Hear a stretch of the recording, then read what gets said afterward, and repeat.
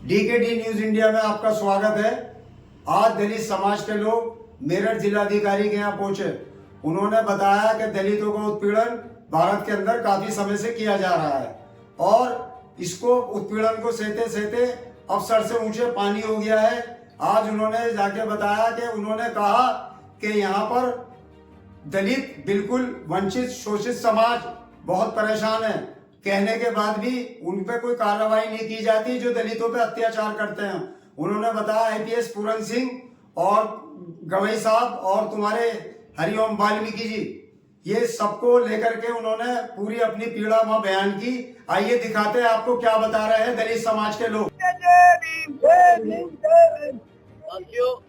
यहाँ पर मानव एकता सप्ताह इवेंट समस्त पदाधिकारी समस्त वो लोग कि जो देश में राष्ट्रीय मानव एकता संस्था के मेहनत करे ज्ञापन है महामहिम राष्ट्रपति जी के नाम और दूसरा कोठी है प्रधानमंत्री जी के नाम, तीसरा एसएसटी आयोग के नाम है, मुख्यमंत्री हरियाणा प्रदेश और मुख्यमंत्री उत्तर प्रदेश। तो आप जो है हमारा निवेदन है कि ये चारों को साल है और ये जो तीनों शोषण है ये बहुत बड़ा यानी एक अनर्थ है और अनर्थ के खिलाफ पूरा दलित मूवमेंट यहाँ पर आया हुआ है। जो मामला ये चल रहा है, हमारे जो चीफ जस्टिस सुप्रीम कोर्ट में जो एक मेन पद पे बैठे हैं उन्हीं के ऊपर जूता उछाला गया। एक उस घटना को लेकर, नंबर 2 हरिओम वाल्मीकि के जो निर्मम हत्या हुई है उसको लेकर, और नंबर 3 जो आईपीएस हमारे पूरन कुमार जी हैं उस घटना को लेकर। ये तीनों घटना इतनी निर्मम तरीके से इतनी चिंताजनक है जिनका कोई मतलब और छोड़ नहीं है। तो इससे बहुत बड़े लेवल पे पूरा दलित समाज क्षुब्ध है और राष्ट्रीय मानव एकता संघ के माध्यम से हम ये बताना चाहते हैं कि हमें कमजोर न समझा जाए और हमें लाचार न किया जाए। आने वाले समय में यदि ऐसा रहा और ये शासन प्रशासन में सुधार नहीं हुआ तो बहुत बड़ा, क्योंकि जो लोग अराजकता की तरफ देश को ले जा रहे हैं, तो राष्ट्रीय मानव एकता संघ और पूरी टीम बुद्धिजीवी लोग यहाँ उपस्थित हैं हमारे साथीगण, तो ये चीज कभी भी बर्दाश्त नहीं होगी। हम आंदोलन करेंगे, चाहे हम कितना ही बड़ी समस्या से गुजरना पड़े, हम इससे पीछे नहीं हटेंगे। दलितों का शोषण बिल्कुल बंद करें, शासन प्रशासन से निवेदन है। और दूसरी मांग हमारी ये भी है, शासन संविधान में संशोधन लाकर ये जाति का जो पॉइंट है, जाति का पॉइंट बिल्कुल खत्म किया जाए।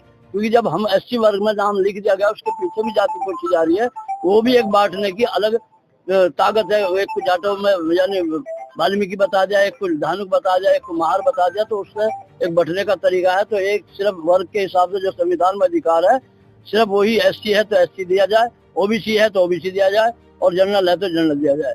अलग अलग बंटवारा ना किया जाए, ये हमारी मांग है। और इन तीनों को इंसाफ मिलना चाहिए। आज देश में बड़े लेवल पर जब अधिकारी सुरक्षित नहीं है तो एक आम जनता क्या हाल होगा, इसी से आप अंदाजा लगा सकते हैं।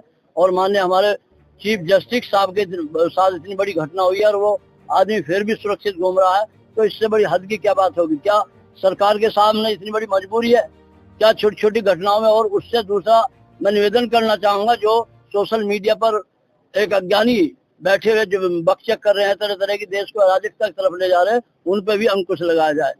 मेरा यही निवेदन है।